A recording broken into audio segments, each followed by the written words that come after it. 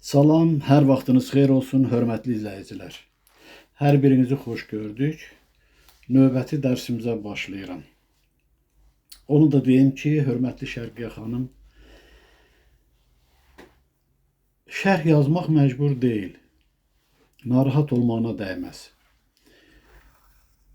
Nur Nizami haqqındakı film çəkiblər.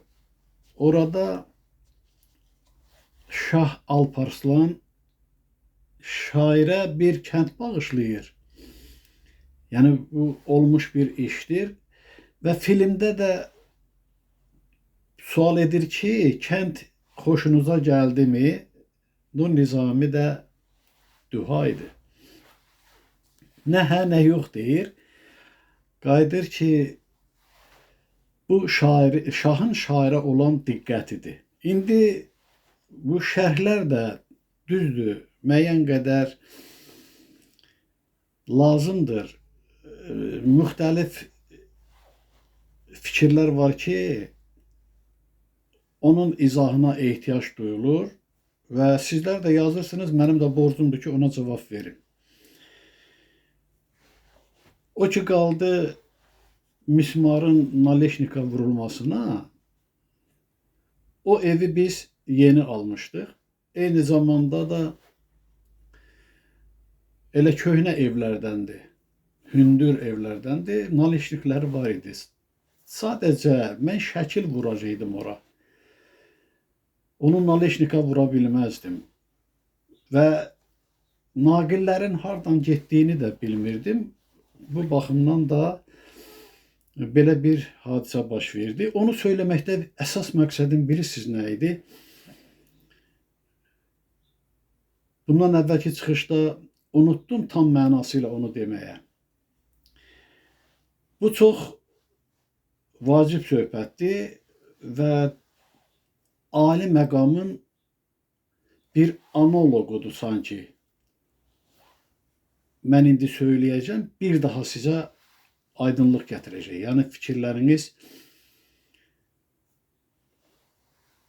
tamamlanacaq müəyyən qədər. Tam olduğu kimi danışmıram xırdalığı ilə, o barədə yazıram. O naqillər biri-birinə yaxın olmuş olsa da, zədələnsə də, amma toxunmurdu. Toxunsa qısa qapanma verərdi. Və yaxud da hər ikisinə toxunsaydı mismar, o anda qısa qapanma yaranardı. O duqa ki dedim, qövs əmələ gəldi orada. O toxunmadan elektrik yüklərinin biri-birini cəzb etməsi idi. O yüklər biri-birini cəzb etdi, toxundular, qısa qapanma yarandı. Qısa qapanma da orada duqa əmələ gətirdi. Yəni ki, qövs əmələ gətirdi. O görünməz, hiss olunmaz, toxunmasan bilmirsən, naqildən cərəyan gedir, getmir, elektrik yükləri orada hərəkətdədir, yoxsa yox. Və görünməz,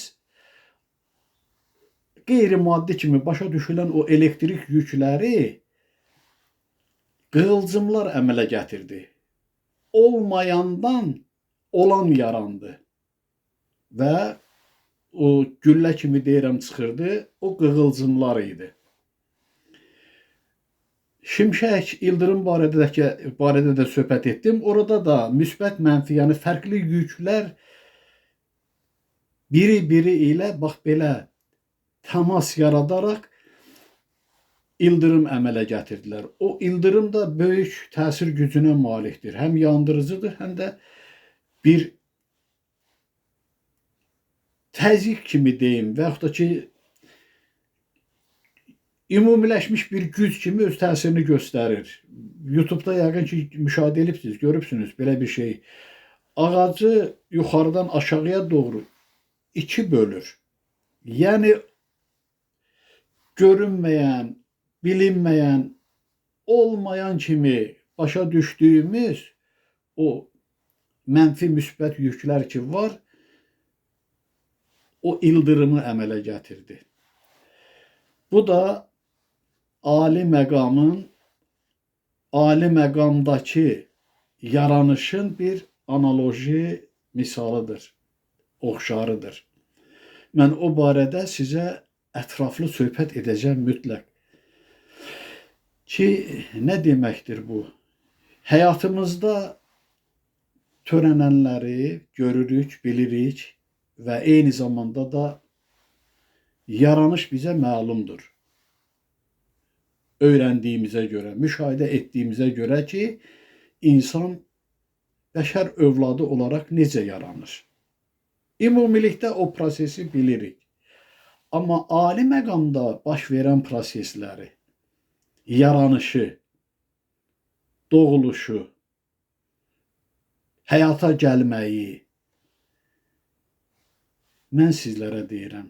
Və bilirsiniz ki, bu barədə heç bir yerdən eşitməyibsiniz. Heç bu barədə söhbət də getməyib ki, ali məqamda, ali qüdrətlərin dünyaya evlad bəxş etməsi də vardır ki, biz də ilkin olaraq, ilkin deyəndə bu biraz başa düşüləcək tərzdə deyirəm də, ali məqamda dünyaya necə gəlmişik və gəlib adi məqamda necə təzahür etmişik.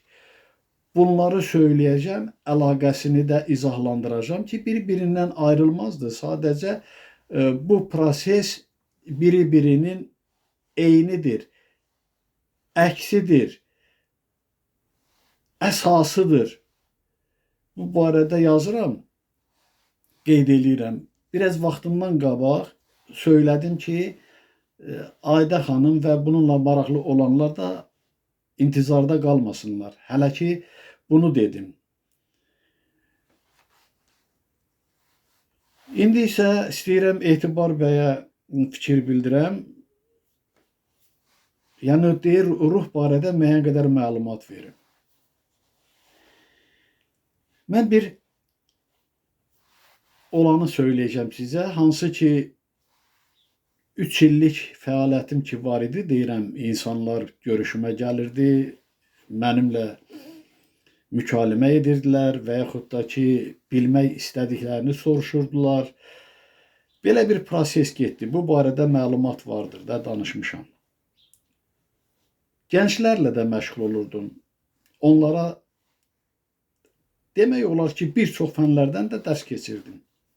Eyni zamanda da bax, bu həyat fəlsəfəsi ilə məlumatlandırırdım onları. Bir gənc var idi, Rövşən adında. Onlar Bahai dininə mənsub idilər. Yəni ki, o dinə ibadət edirlər. Bilmirdim onların ibadəti necə olur. Yəni, o dinin daşıyıcıları idilər. Dini mərkəzləri də mən biləni Omandadır. Atası rəhmətə getmişdi. O bildi ki, belə bir, necə deyim, əlaqə yarada bilirik ki, dünyasını dəyişmişlərlə söhbət etmək mümkün olur. Bu da bir proses idi. İlahi varlıqlar tərəfindən həyata keçirilirdi insanların inamını gücləndirmək üçün. Xahiş elədi ki, istəyirəm atamla söhbət edəm. Hələ 40-ı çıxmamışdı. Xətrini istəyirdim. Sakit oğlan idi, mərfətli uşaq idi də, el dilincə desək. Nəsə razılaşdım. Dedim, yaxşı, Rövşən, çalışaram ki, əlaqə yaradam. Mən özüm qəbul etmirdim. Onu bacaran mənim deyərdim, tələbə yoldaşım belə bir insan var idi ki, bu barədə də söhbət etmişəm. Eyni zamanda qeyriləri də var idi ki, görünməz aləmlə, ruhlarla əlaqə yarada bilirdilər. O medium hadisəsi ki var, o bu idi. Dedi ki, mən qəbul edimmi, yəni onun ruhunu? Dedim, müəllim, nə olar, buyur. Həm bu qabiliyyətə malikdir, həm ali qüvvələrlə daim təmasdadır, özü də alimdir, dosentdir, ali məktəbin də müəllimidir. Biz institutda bir kursda, yəni ki, bir qurtarmışıq. Çünki mən 3 il başqa fakültədə oldum. Əsgərlikdən sonra məcburən dəyişdim bu fakültəyə və 3 illik bizim tələbəlik yoldaşlığımız olub. Bu barədə çox fəaldır. Yəni əlaqə yaratmaq qabiliyyəti güclüdür. Əvvəlcə qıymadım ona. Dedim yaxşı, razılıq verdim. Onun atasının ruhunu qəbul etdi. Qəbul etdi. Mən ilk andan hiss elədim ki, o adam savadsız, sıravi bir insan olubdur. Bunu hiss elədim mən. Oğlu ilə danışdılar, həmin insanın, alimin vasitəsilə. Bir neçə dəqiqə keçəndən sonra hiss etdim ki, həmin bu kontaktı yaradan insan nəsə sıxılır belə, halsızlaşır. Mən söhbəti dayandırdım. Dedim, bəs edər, saxlayın, Röşən, kifayət edər bu qədər. Atanla söhbət etdim, o öz fikrini bildirdi. Dedi ki, oğlum, biz Bəhai dininə mənsubuq, düzdür. Amma sən doğru yerə gəlibsən. Bu insanla, yəni mənimlə əlaqəni üzmə. Həmişə gəl, get. Nəysə görüşü, söhbəti dayandırdım. Onun, yəni ki, atası ruh olaraq da belə qəbul edirik biz. İndi mən ruh barədə fikrimi deyəcəm. Getdi. Özü də dedi ki, oğlum, mən gedim, gecikəndə bizi incidirlər. Mən onun o fikrini xoşlamadım. Bu mənada ki, o onu deməməli idi. İndi başa düşməyərəkdən dedi. Amma narazı qaldım. Mənimlə xudafizləşməmiş tərk elədi. Heç aradan 1 dəqiqə, 2 dəqiqə keçmədi, həmin tələbə yoldaşım dedi ki, atası qayıdıb gəlib. Qəbul edinmi? Dedim ki, buyur, qəbul et. Təzdən üzrxahlıq elədi, mənimlə xudafizləşdi, getdi.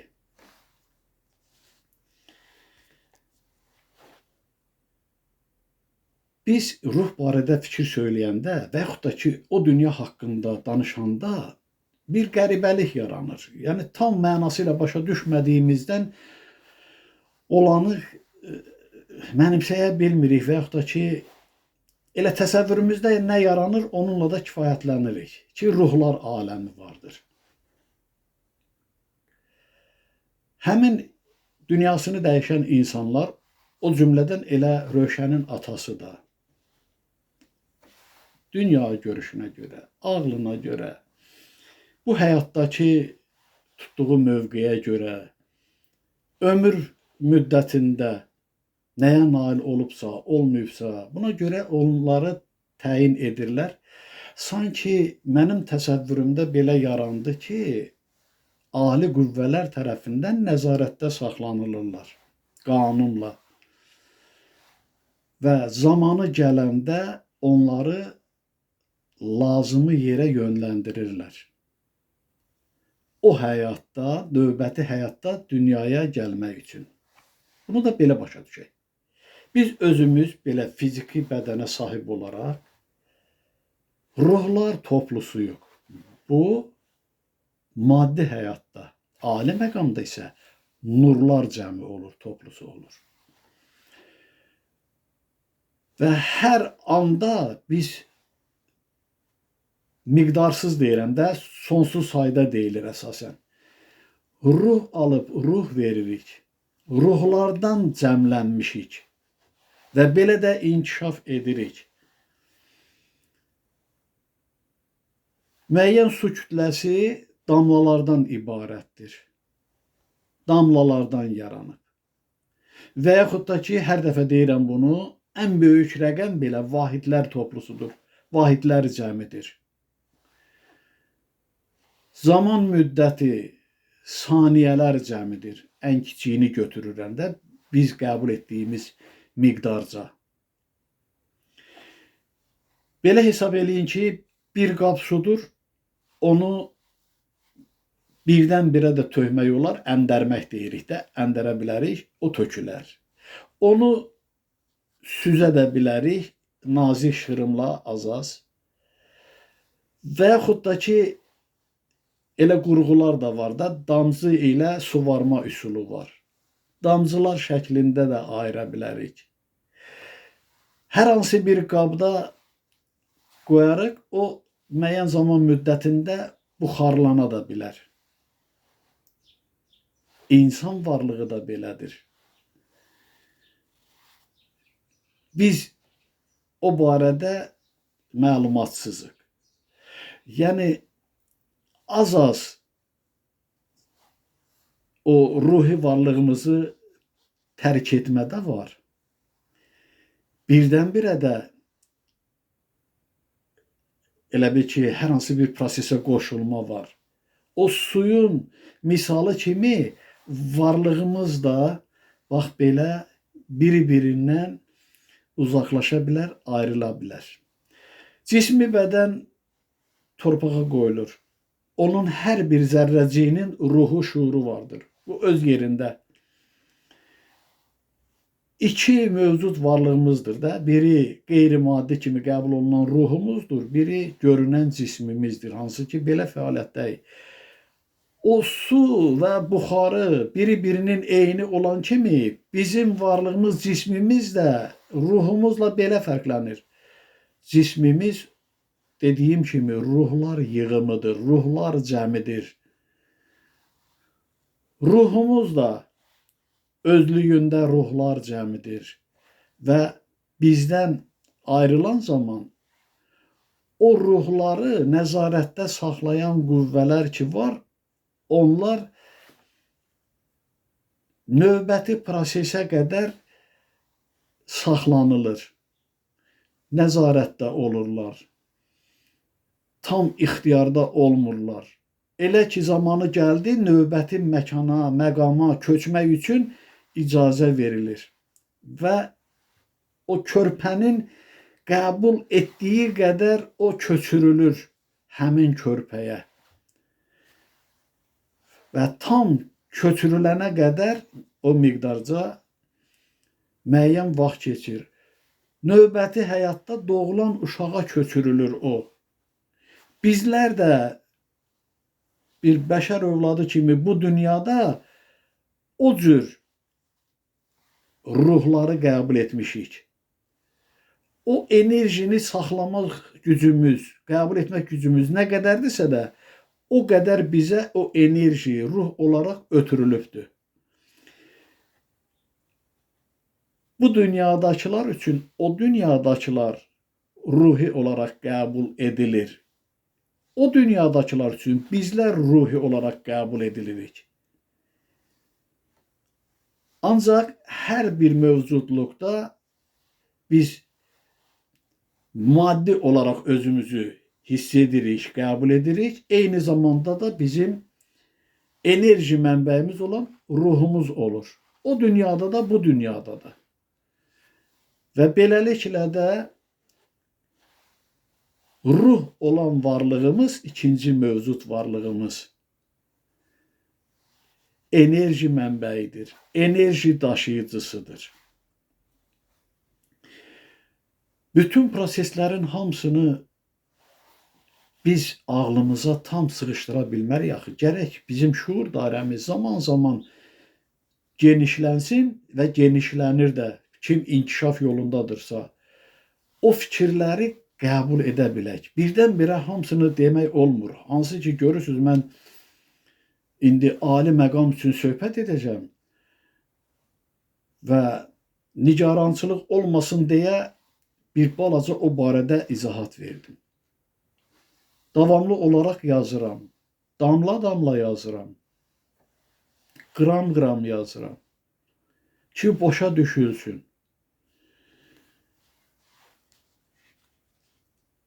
Bax, bu adi həyatda mən rəqəmlərdən söhbət etmişdim ki, 10 rəqəmi bir, yəni belə deyək də, yanında 0. Bilmirəm nə dərəcədə görürsünüz. Bax, belə. Bu 10 rəqəmidir. Bu maddi həyatda biz bunu belə qeyd edirik. Ali həyatda, ali məqamda isə belə qəbul olunur. Nə deməkdir? Adi həyatda olan bu 10 rəqəmi varlığın heç hesab edilən və yaxud da ki, belə deyək də, görünməyəni, miqdarı bilinməyəni belə göstəririk. Bəşər övladı və onun ikinci mövcud forması 0 olaraq. Yəni, bəşər evladının ruhu.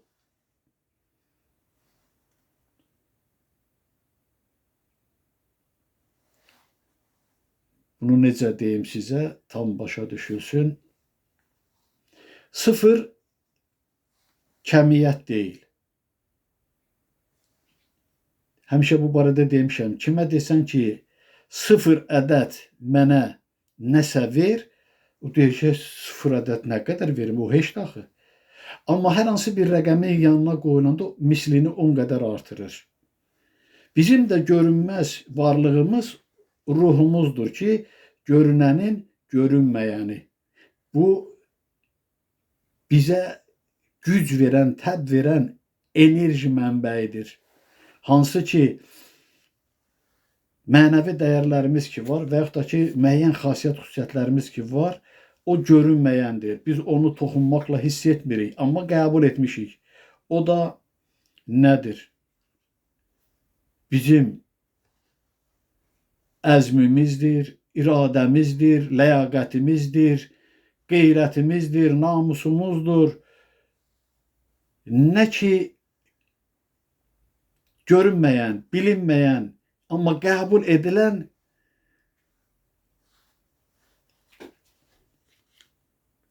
varlığımız var, belə deyək. Göstərə bilmirik, amma qəbul etmişik.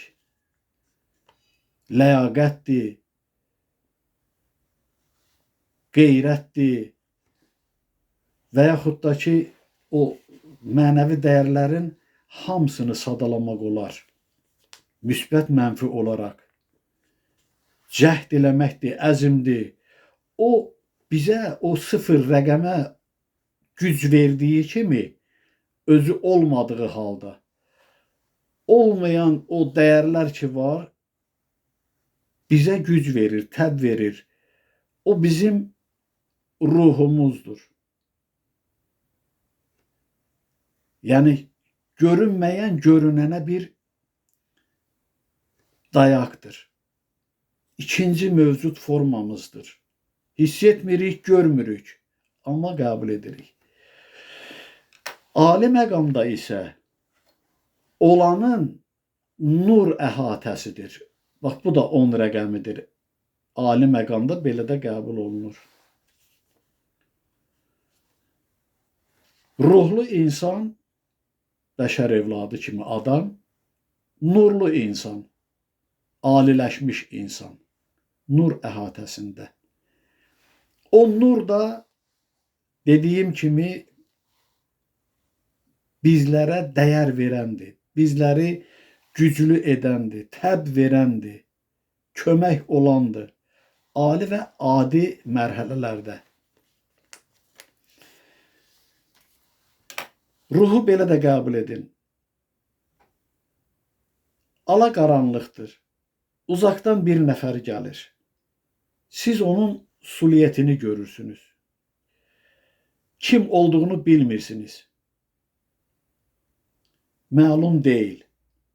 Yaxınlaşanda artıq aydınlaşır ki, bu gələn kimdir? Ya yerişindən, ya heç tanımadığınız bir nəfərdir. Heç yerişindən də tanımırsınız. Amma suliyyətini görürsünüz. Bilirsiniz ki, oradan gələn adamdır. O aydınlaşacaq adamın o elə bil ki, ikinci mövcud formasıdır. Eynən özüdür, amma suliyyət olduğuna görə biz onu təyin edə bilmirik ki, kimdir? Hansı simaya malikdir, görkəmə malikdir? Ruhumuz da belədir. Bizim sanki suliyyətimizdir. İkinci mövcud formamızdır. Bu cismimiz aydınlıqdadır, görünür, amma ruhu görmək gözümüz, bəsirət onu görə bilmir. Bax, müqayisəni belə deyə bilərəm. Yaşayış tərzidə heç də dağa daşa düşmək lazım deyildir. Bu həyatda necə yaşayırıqsa, o həyatda da belə yaşayırıq. Bu gerçəklikdə necə yaşayırıqsa, yuxuda da elə yaşayırıq. Yuxuda necə qəbul edirik özümüzü? Dünyamızı dəyişəndən sonra da ruhumuz o cür yaşayır, belə qəbul edək. Yuxu, ölüm, gerçəklik eyni məfhumdur. Başqa anlamda. Çünki biz bu həyatdakı ilə yuxunu fərqləndiririk. O dünyadakı həyatı da bu həyatla fərqləndiririk. Amma bir-birinin eynidir. Yuxu ölüm məqamına, o həyata keçmək üçün hazırlıq mərhələsidir. Biz ali məktəbə daxil olmamış bir il hazırlıq kursunda oxuduq. Mən də şəxsən institutda açılmışdı hazırlıq kursunda. O ali məktəb üçün bir hazırlıq idi. Yuxu da ölüm üçün hazırlıqdır ki, insan o həyata qədəm qoyanda özünü itirməsin. Çünki bu vacib şərtdir, ali qanunla. O qədər, yəni ki, belə deyək, bilmədiklərimiz var ki, görürsünüz, izah etməkdə mən çətinlik çəkirəm, müəyyən qədər. Sərbəstlik olsa, o qədər çətinlik çəkmərəm. Çünki sizinlə danışanda belə, istər-istəməz də, bu çıxışı hazırlayanda, mən bir məsuliyyət hiss edirəm. Müəyyən qədər gərginləşirəm. O mənim düşüncəmə az da olsa təsir edir. Sonra sərbəstliyə çıxanda, yəni ki, görüş, yəni ki, belə deyək, çıxış bitəndən sonra aydınlaşır ki, hə, bu yerləri demədim. Desəydim, daha başa düşülən olardı. Necə ki, Qövsdən dünən də danışmışdım. Bugün də müəyyən qədər demədiklərimi sizlərə çatdırdım. Niyə? Bu, o ali məqamı başa düşmək üçün bir hazırlıqdır ki, mən o barədə danışanda, söhbət edəndə artıq siz müəyyən qədər məlumatlı olacaqsınız, onu daha tez qavrayacaqsınız ki, ali məqamda necəymiş. Və sizə onu da deyim ki, adi həyatda yaranış, doğuluş, həyatı proses necə gedirsə, onun ali tərəfi də ali məqamda baş verir. Və yenə də orada dünyaya bəxş olunma vardır. Nurdan nur zərrəcikləri yaranır. Hər məqamda. Necə ki, hər məqamda bu həyat tərzimizdə yaranışlar vardır, orada da var və paralel olaraq davam edir. Bu barədə də söhbət edəcəm sizə. Hətta elə söhbət edəcəm, elə yerlər var ki, yenə deyirəm də, bunu təkəbbürlüklə demirəm, başa düşülsün deyə deyirəm ki, eşitməyibsiniz o barədə. Heç yerdə yazılmayıb, deyilməyib. Mən üzr istəyirəm, deyəndə özünüz yəqin edəcəksiniz ki, doğrudan da bu barədə biz eşitməmişdik. Qəribə gələcək. Amma tanış olduqca inanacaqsınız, əmin olacaqsınız ki, bəli, müqayisələrlə bu belə də vardır. Elə bil ki, bir fərqi deyim də sizə. Bu hamımızın başımıza gəlib. Evladlarımız uşaq vaxtı və biz özümüz də uşaq vaxtı valideynlərimizə müəyyən suallar vermişik və bizə də o sualları veriblər, ünvanlayıblar. Amma cavab gözləyir uşaq. Ona başa salmaq lazımdır. Sən olduğu kimi izah edə bilmirsən, çünki o onu elə qəbul edə bilməyəcək. Onun üçün mürəkkəb gələcəkdir. Hər hansı bir proses barədə sual verir. Onun başa düşdüyü tərzdə izahlandırırsan. Mən də, yəni üzürlü hesab edin, sizi müqayisə üçün deyirəm də, elə fikirlər var ki, bilirəm, onu eşitməyibsiniz, sizə də qəribə gələcək və çalışıram ki, onu sadə izahlarla nəzərinizə çatdırın. Elə bil ki, bizim bir tarix müəllimimiz var idi, ruhu şad olsun, Qafar müəllim. Çox ləyaqətli insan idi, yaxşı müəllim idi, ali məktəbdə. Onun yoldaşı Rus millətindən idi. Özü də Rus dilini yəqin ki, mükəmməl bilirdi ki, Rusca belə baxırdı kitaba, oranı bir anda oxuyurdu, Azərbaycan dilində bizə izah verirdi. Daha cümləni Rus dilində oxuyub tərcümə etmirdi. Kitaba baxa-baxa başlayırdı Azərbaycan dilində bizə mühazirə etməyə. İndi mənim üçün də bu çətindir. Belə ki, həm düşünürəm, həm onun tərcüməsini özümdə yaradıram ki, mən o izahı necə edim ki, o başa düşülən olsun. Bax, başınızı yormayın. Bacardığım qədər fikrimi sizə çatdırdım. İndi isə harada qalmışdımsa, yəni yazıları davam edək.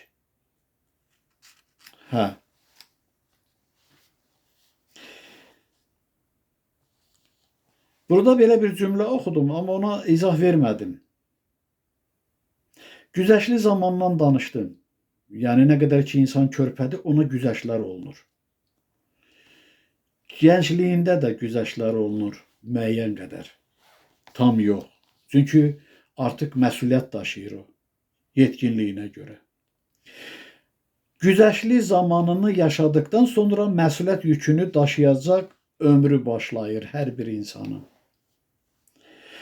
Bundan əvvəlki həyatından qalmış borc yükü məsuliyyətini biraz da artırır.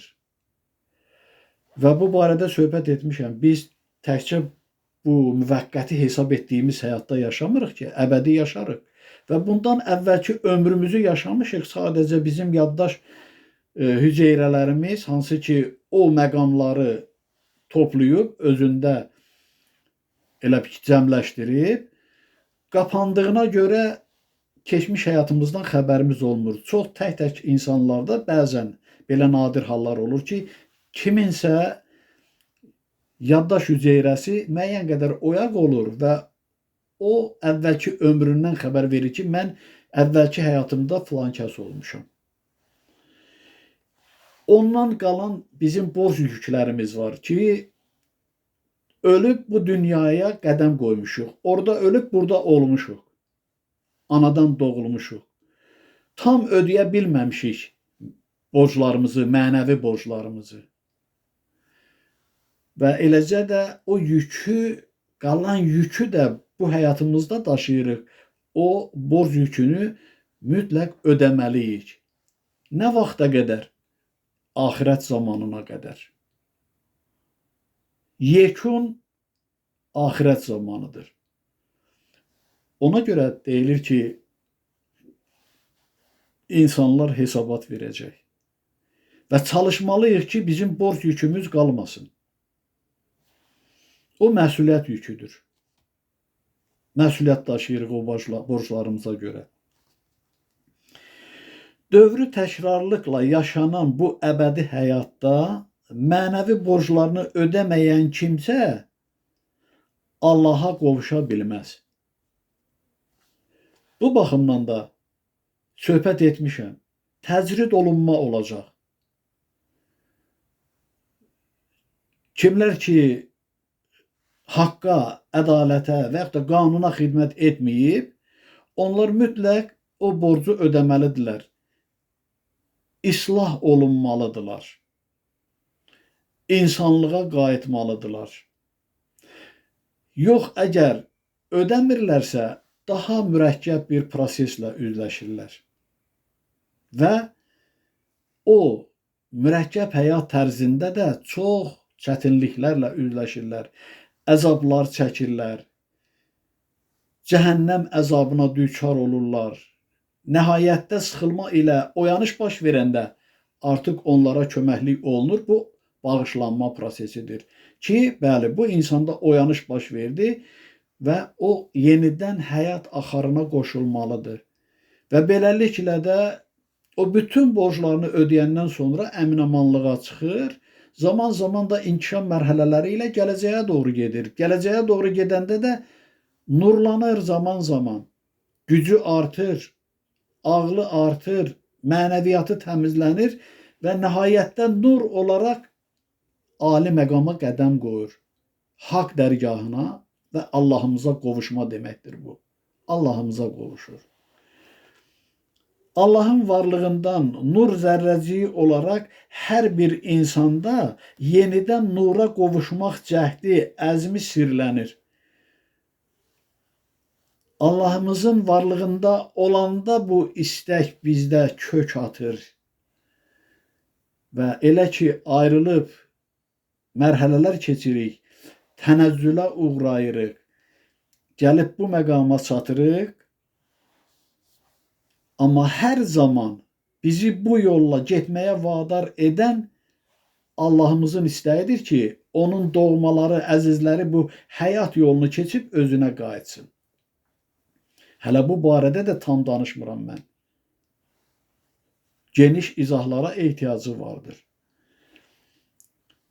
Bütün yaranmışlar, canlı, cansız hesab etdiklərimiz bu istək və həvəslə gələcəyə istiqamətlənir. Misal gətirdim sizə, pəncərənin qarşısına qoyulan gül, çiçək işığa doğru meyllənir həmişə. Olumla ölüm arasındakı müddətdə hər bir insan dərrakəsinə, həyat təcrübəsinə, dünya görüşünə uyğun olaraq rastlaşdığı həyat sınaqlarına sinə gərərək keçmə-keçilərdən adlayır. Büdrəsə də, yıxılsa da, əzilsə də ancaq və ancaq irəliyə gedir və getməlidir də. Niyə? Çünki bu axar axmalıdır öz məzrası ilə. Bu həyatın gedişatıdır, cərəyan etməsidir. Bu əbədiliyin qorunmasıdır. Geriyə yol yoxdur. Ancaq bir istiqamətdə həyat dövr edir. Geriyə isə yol yoxdur. Əks halda həyat dayanar, cərəyan etməz. Təkamülə tabi olmayan yoxdur. Elə qanunun hökmüdür bu. Xoş məcburiyyətdir. Niyə xoş məcburiyyətdir? Sən hər bir işi öz marağın, həvəsinlə görürsən. Amma o marağın, həvəsin yanlış və ya doğru olduğunu başa düşməlisən. Zəkan ziyalanmalıdır. Ağlın zəkaya çevrilməlidir. O daim pardaqlanmalıdır. İtiləşməlidir. Həyatın gedişatı, həyat qanunu bunu tələb edir. Hər birimizdən, hər bir varlıqdan. Öz xoşunla etməlisən bunu. Yəni yaşamaq arzusu var, bu xoş məcburiyyətdir, istəkdir. Oxumaq istəyirsən, məktəbə getmək arzusunda olursan. Uşaqlar məktəbə gedirdi, mən də ağlayıb özümü öldürürdüm ki, mən də məktəbə getməliyəm. Axırda valideynlərim məcbur oldu, məni məktəbə qoyası oldular. Yaşım düşmürdü. 6 yaş 3 aylıq. Nəysə, direktor qonşumuz idi, biraz aralıdır, atamla münasibətləri yaxşı idi və o elə bir ki, müəyyən qədər qanunu pozaraq məni qəbul etmişdi. Ona görə mən 16 yaşında orta məktəbi bitirmişəm. Beləliklə də o istək hardan qaynaqlanır? Həmən o xoş məcburiyyətdən ki, mən təhsil alam. Və beləliklə də hamı kimi mən də həyat axarı ilə arzu olarak, istek olarak, niyet olarak, maraqla çalışmışam ki, nəyəsə nail olam. Ədalətdən kənar deyil. Xoş məcburiyyətdir, amma ədalətsiz deyil. Biz sərbəstik. Düzdür, Sovetlər dönəmində sağlam olan uşaq məktəbi bitirməli idi. Bu yaxşı haldır. Bu bir məcburiyyət idi. Amma indi məcbur edilmir. Heç nəyə. İstədiyin kimi yaşayırsan. Bu xoş məcburiyyət ədalətin varlığından xəbər verir ki, sən öz arzunla, istəyinlə hər bir lazım olana cəhd edirsən. Həyat üçün lazımdır. Həyat üçün lazım olan bizim üçün lazımdır. Gələcəyimiz üçün lazımdır. O şeylər ki, o qanunidir. Qanuni olmayan lazım deyil. O qanun pozuntusudur. Azaddır hər bir təzahür qanun çərçivəsində. Biz dövlət qanunundan yan qaça bilərik, gizlənə bilərik.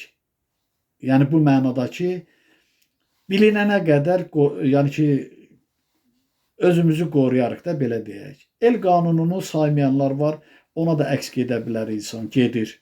Getməməlidir, gedir. Allah qanununu da saymayanlar vardır, inamsızlıqdan. Amma kainat qanunundan sapmaq, keçmək mümkün deyildir. Bax, bu ədalətin özüdür.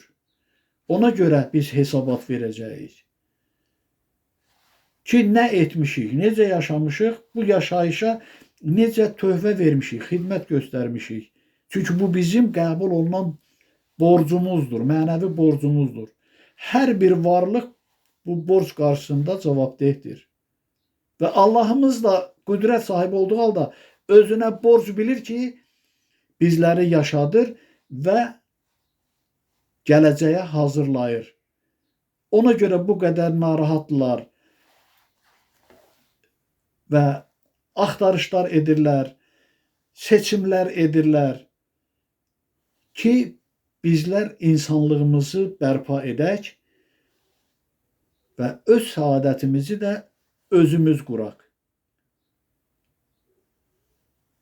Biz elə bir ixtiyar sahibi deyilik, amma Allahlıq iddiasındayıq. Mənəm deyirik. Uca yaradan isə özünə borc bildiyi üçün bizim xidmətimizdədir. Bizə qulluq göstərir. Öz ətrafında olan haqsevərlərlə və Allaha sadiqlərlə. Özünüz görürsünüz ki, həyat hansı bir yerə gəlib çatıb. Bütün bunların hamısına uca yaradan diqqətsiz deyil və nəhayətdə hər bir işi qanunla da həll edəcəkdir. Bugünkü söhbətimiz də bu qədər.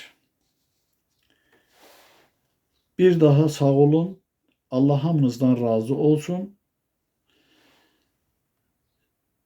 Sizinlə bahəm mən bizi nəzarətdə saxlayan ilahi qüdrətlərə Allahımızdan nur diləyirəm. Var olsunlar. Təşəkkür edirəm onlara, çəkdikləri zəhmətə görə. Ana yurdumuza, ana torpağımıza, ana vətənimizə təşəkkürlüyəm və hörmətli, məhəbbətliyəm. Şükür edirəm Allahımızın varlığına. Minnətdaram Allahımıza bu lütfüne görə. Nəyi demədimsə, fikrimi tam çatdıra bilmədimsə, üzrxahlıq edirəm. Növbəti söhbətlərimizdə yadıma düşəni bir daha nəzərinizə çatdıracağım. Mən uca Allahımızın əbədi olaraq səcdəsindəyəm, bu arzudayam, bu niyyətdəyəm, bu amaldayam. Sizi də buna dəvət edirəm. Sağ olun, salamat qalın. Növbəti görüşümüzə, söhbətimizə də